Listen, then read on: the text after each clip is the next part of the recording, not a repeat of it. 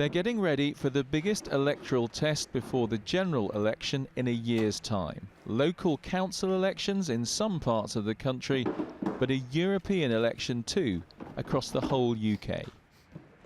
Nigel Farage and the UK Independence Party have made the running, calling for Britain to pull out of the EU, but alarming some with his demands to restrict immigration.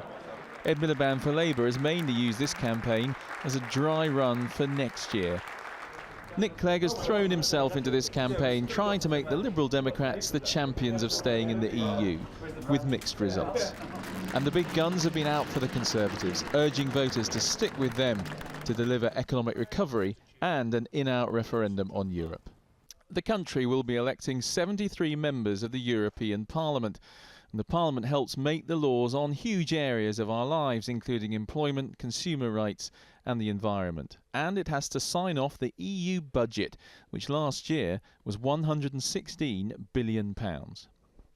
I suspect for most people a vote in the European elections is not so much about the sort of person who might end up in the Parliament. It's more about being a kind of dress rehearsal for a general election here. Or it's a chance to send a message about the EU itself. And the message could be, we want to stay in or we want to leave. And this vote isn't like the general election. It's a proportional voting system, an extra incentive, the experts say, to turn up.